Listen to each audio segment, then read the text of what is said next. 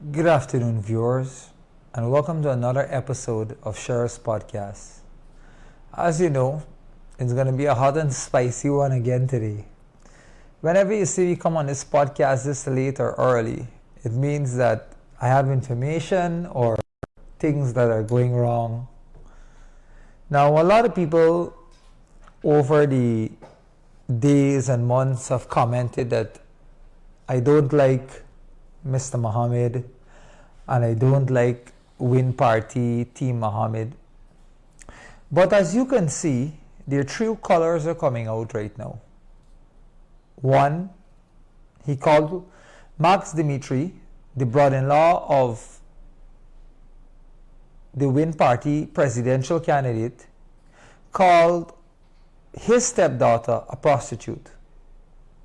Now, there was nothing done by the Win candidate, her stepfather, to take that post down. Now, Max Dmitriyev has asked me to come. First of all, I challenged him on my podcast, as you guys remember, to come to my house and confront my wife. She wants to confront him, not me, right? Because I know my wife is not a prostitute. I don't have to worry about it. But my wife wants to. But Max Dmitriyev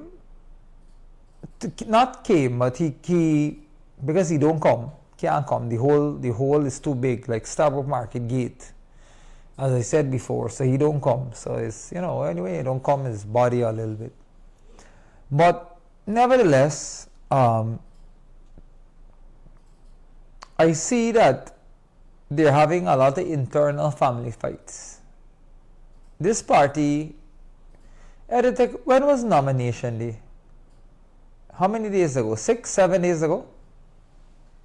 About 6 or 7 days ago. And the amount of controversy that has been surrounding this party, Win and Team Muhammad. Well, let's not say Win because he's never going to win. But Team Muhammad. It is tremendous. Now, you're running for the highest office in Guyana. You have your brother-in-law, Max Dmitriyev, calling your stepdaughter, who you've lived with for 14 years, who you've celebrated birthdays, who you took care of when she was sick, who you give financial assistance to, of course. You want the mother, you got to take the calf, or the calves that come with it. Cow and the cow alone. Now, are you telling me that you don't have control over your own family? How are you going to have control over the government affairs? Let's say by some God-given miracle that you become president, which is not going to happen in Guyana. So I'm just giving you a scenario. How are you going to have control over your ministers if you can't have control over your brother-in-law? And we all know that Max Dmitriyev is living on his father-in-law, or maybe even your money. Let's not get away from the fact that the man don't have a job. He has no form of income or business in Guyana. He lives off of Hannah, aka Mia Khalifa, right? And now, the reason I'm on this podcast today is that you called out, you fat-shamed our Honorable Minister of Education, Priyamani Chan, for using or allegedly using Ozempic. I want to ask you a question. Are you a doctor? Do you bring in that Ozempic for her? If she uses it, do you know if she goes to the gym? Now, you put up the Win Party, you're a part of the Win Party, and you're barely getting turnouts here and there.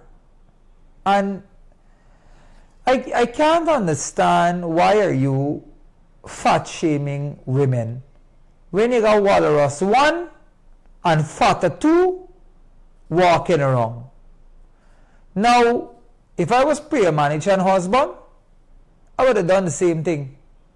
I would have come out and tell you come meet prayer by our house, right? And let prayer cough you to your face, right? You're fat shaming women. I use Monjero. I want to look good. I want to lose weight. What is the problem? What happened? Muhammad restrict you from using it because your belly look big.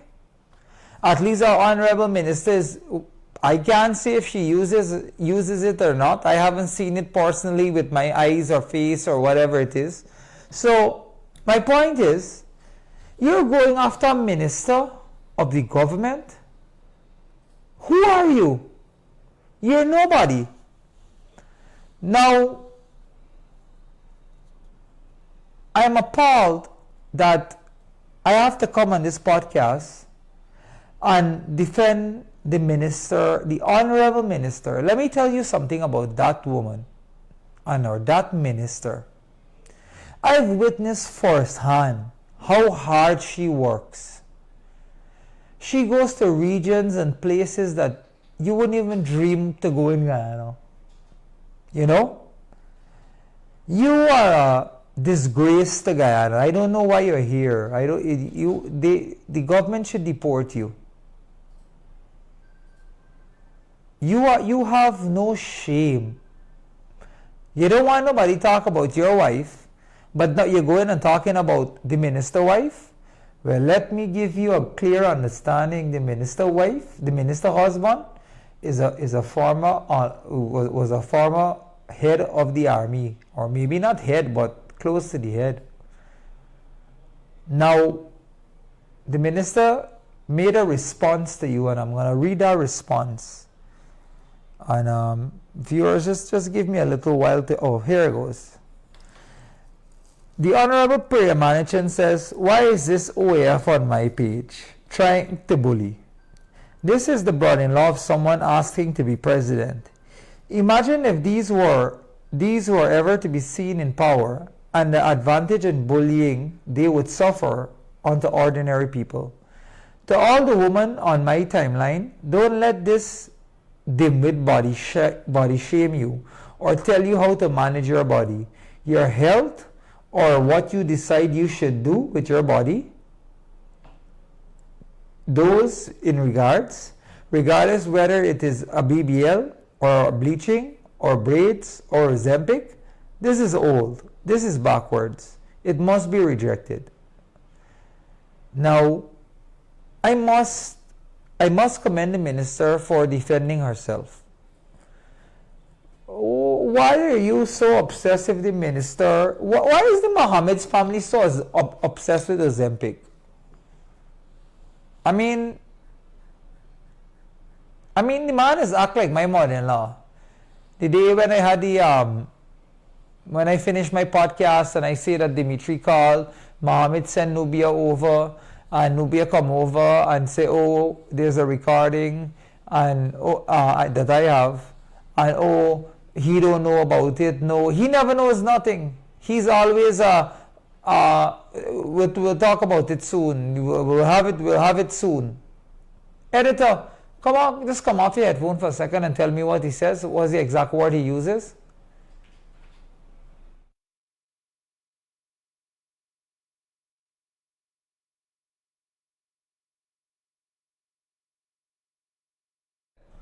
So, every time you ask him a question, soon, very shortly, he has no answer to realistically give. Now, all right, we've moved on from my topic of my wife. You asked me to come by I should come by your house. I want to make it clear to you, I is not an anti-man. I have nothing against an anti-man, right?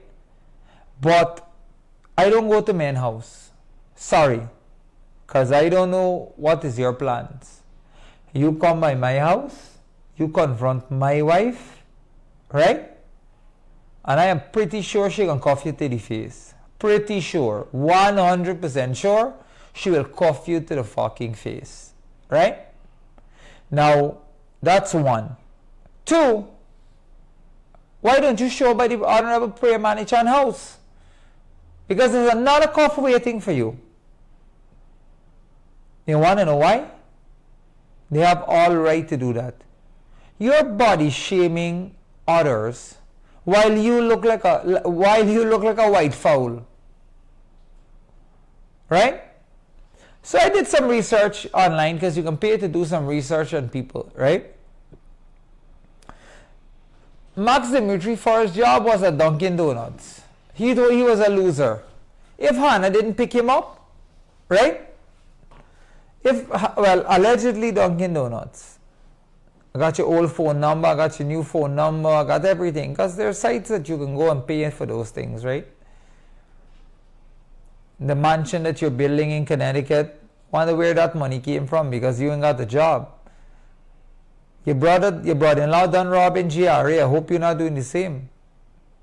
Now, I want to quote the Reuters article that I've read when it came out. And this is I'm asking a question here. They said Mohammed was sanctioned and they went after him. They didn't say sanctioned, but they went after him, saying that the drugs was coming out of Colombia. The gold was being smuggled into the United States and then through Dubai, UAE, etc.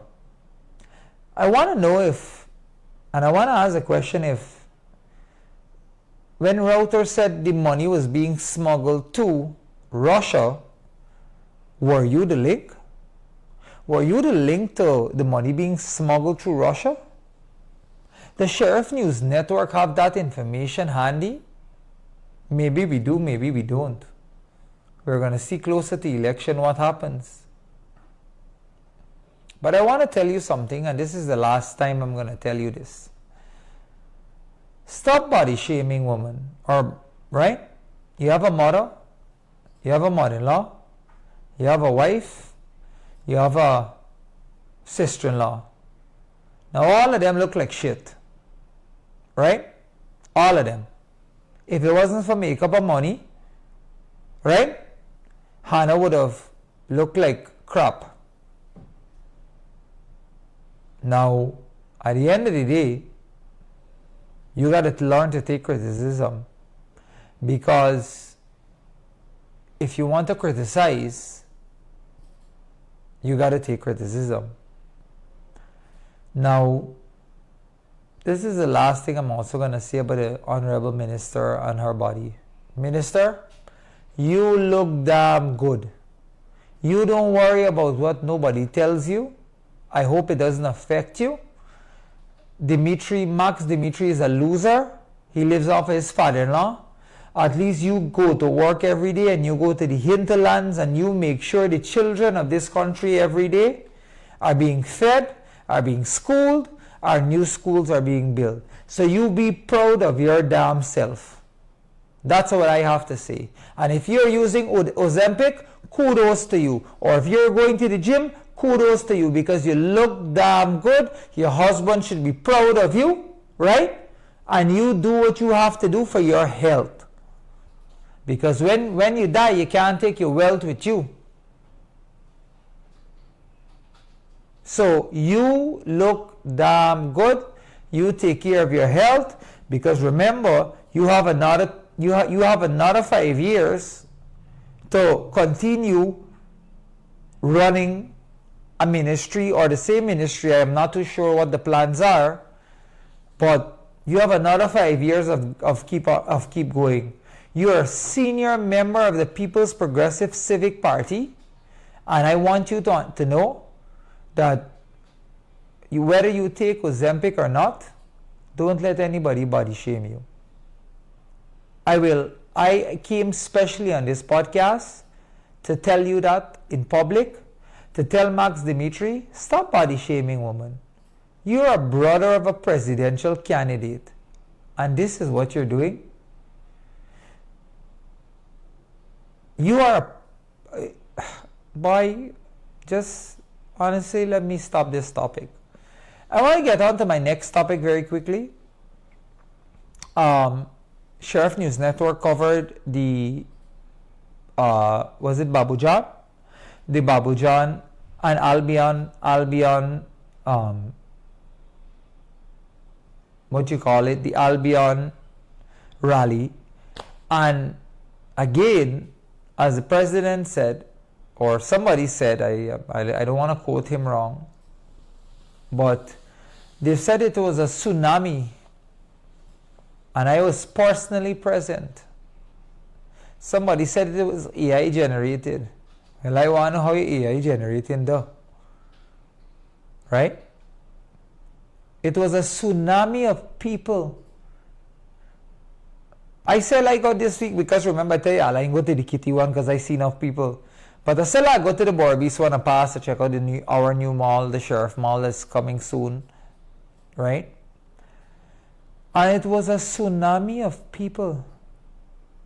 Now, I did a comparison last night. I didn't sleep because, I was doing comparisons and etc. etc. I did a comparison to APNU and PPP. And the turnout that's happening on the People's Progressive Party side is tremendous. But this is the last thing I want to say before I end this podcast. Make sure that on election day on September 1st, don't take these big crowds that you're seeing for granted.